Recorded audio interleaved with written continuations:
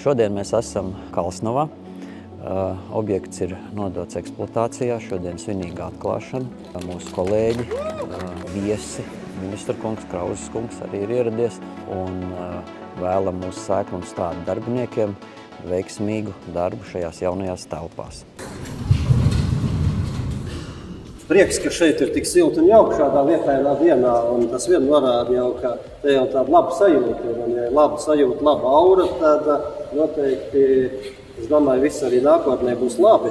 Koku materiāli, tas ir faktiski kaut kas latvisks, jo visi latvieši senāk dzīvoja no koku būvētās ēkās. Nākotnē skatoties, es ļoti gribētu, lai vairāk būtu koku ēkas, ne tikai privātās, bet daudzstāvu, arī valsts iestādes, varbūt arī zemkopības ministrija pēc gadiem varētu mitināties koka būvē.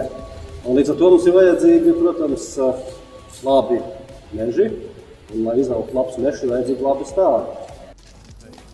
Ministra kungs jau pieskārās koka celtniecības varbūt tradīcijai, un šeit mēs esam centušies parādīt plašākai publikai to, kā arī industriālās celtnes un būvs ir iespējams šādā veidā būvēt.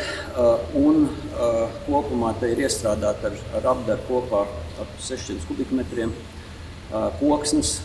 Un vienlaiks atceramies, tā ir mūsu oglekļa bilance arī uzlabojās. Tas ogleklis viss, kas ir iestrādāts šajās celtnēs, tas paliek Latvijā, tas ir pluss mums, pluss Latvijai.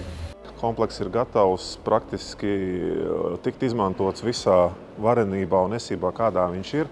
Jāaprīko vēl dažas tehnoloģiskās iekārtas jāuzliek, un tad jau ar lielu prieku acīs ražosim šos 15 miljonus stādus, kas ir plānot no šī kompleksa.